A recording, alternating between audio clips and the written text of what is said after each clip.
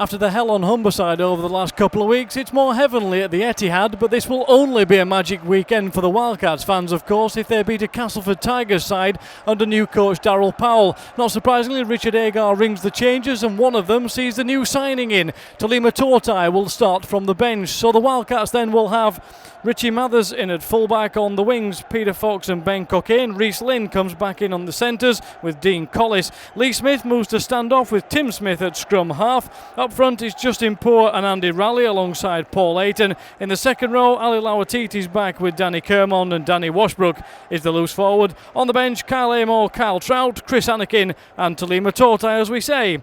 For the Castleford Tigers, they have Jordan Tansey at fullback. On the wings, Justin Carney and Kirk Dixon, with Jordan Thompson and Michael Shenton in at centres. Rangi Chase at standoff with Jamie Ellis at scrum half. The front row has Grant Millington and Craig Hubie, with Darryl Clark in at hooker. Second row, Oliver Holmes and Wella Haraki. Loose forward, Nathan Massey. On the bench for the Tigers, Jonathan Walker, Adam Milner, Dan Fleming and Ryan Boyle. And the referee this afternoon is Robert Hicks. We're all set and ready to go then. Well, it's a full start as far as Ben Cockayne's concerned for Magic Weekend 2013. So scene one, take two. Cockayne will get us underway.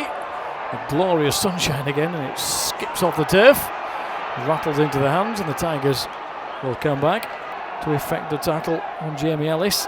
Chase there again, comes back inside this time. Strong stuff early on, and Millington there again. Wildcats defend strong so far, but still more tackles to defend. They'll try and burrow over. Has he got the hand out? We'll have a look on the replay. He thinks he has, so does the referee Robert Hicks, and it's the Tigers who draw first blood. It's worth a gamble in these early stages. The Tigers whip one out of the back.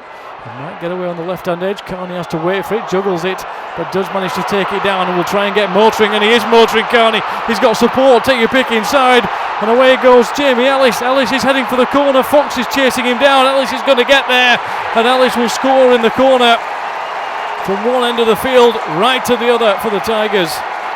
Thinks about the fancy pass down the back, but finds Carney. Carney has a bit of room to run here. He's going to cut inside, and Fox does well to hang on to him. Otherwise he would have been away and gone to the races again as Chase heads off across field. He'll put the kick in. Ben Cockayne will have to try and cover. The bouncers come back, and the Tigers will score again. Referee has a look at it, but he will give the try. And Castleford yet again, but he's wrapped up by Shenton. Cockayne for Smith again. Dabs the kick over the top. Tortai's there looking for it, but it's taken away well. The Tigers do well to get away from behind their own post. Holmes again, no way forward. On the last, it'll come to Chase yet again.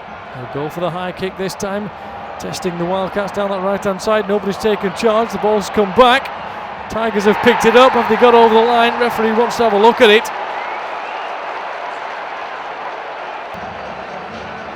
Craig Hubie has extended the Tigers' lead by at least 4, probably 6. Just short of the line. There goes Tim Smith. Tigers up quickly. Tortai will try and get away, and he thumps into the tackle out of the back for Collis, and Collis will go in the corner, and that's better from the Wildcats. Talima Tortai powering into the line, creating the problems on his debut, and whipped out of the back door for Collis to go in the corner, and the Wildcats finally have a foothold in this game. Taken down just outside the 10. Mathers up into the line for Smith, on for Kermond. Kermond spots the gap. Danny Kermond's through, and Kermond will score. Great run from the captain. Spotted the space round the side of Holmes and raced through. And once he got past the first tackle, there was nobody going to stop him from there. Wildcats have read that one this time. Kermond in on the tackle. Thompson comes in from dummy half, finds Chase. Chase on again. The Tigers on the last, within a couple of metres of the line. Wildcats have to keep them at bay here, you feel. Chase will put the kick over the top, testing Cockayne again. It comes into Castleford hands, but they're forced out on the far side. Oh no, he says he thinks he's got it down. Referee wants a look at it. It may have hit the whitewash first, it has.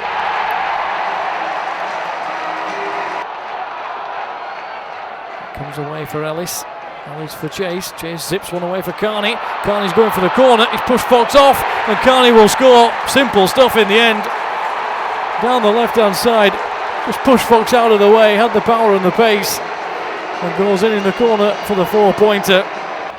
Before he's finally taken out. Here comes Tim Smith. Kyle Amor wrapped up quickly though. No way forward for the big prop.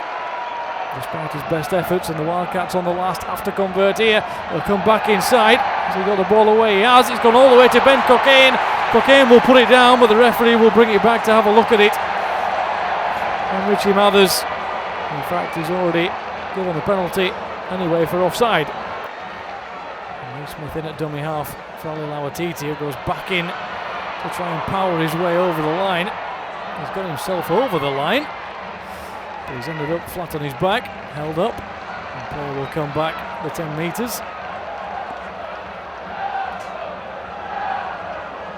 And on the last, Wakefield still have 10 to go here.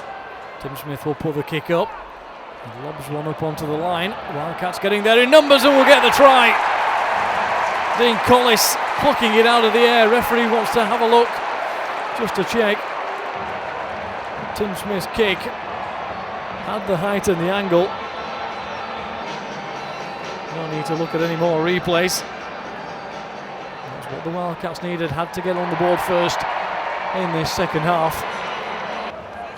Chase again, whips one outside to Dixon for his hat-trick. And Kirk Dixon's in the corner.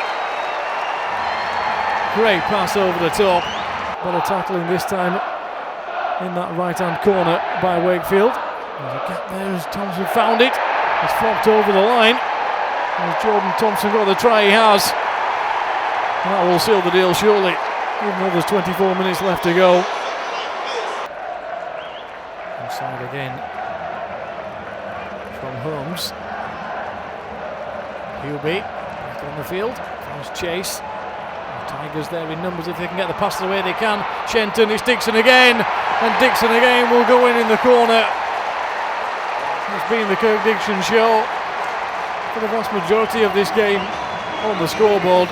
Tim Smith is taken down before he can get motoring towards the post. Lee Smith at dummy half for Mathers. Mathers for Anakin, and Chris Anakin will open his account for Wakefield. A bright spot for the youngster. He found the gap, and over goes Chris Anakin.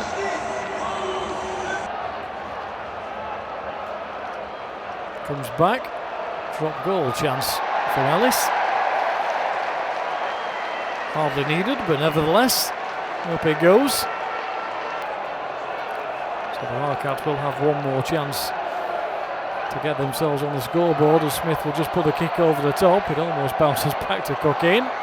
All a bit messy. And there's going to be a knock on in the end.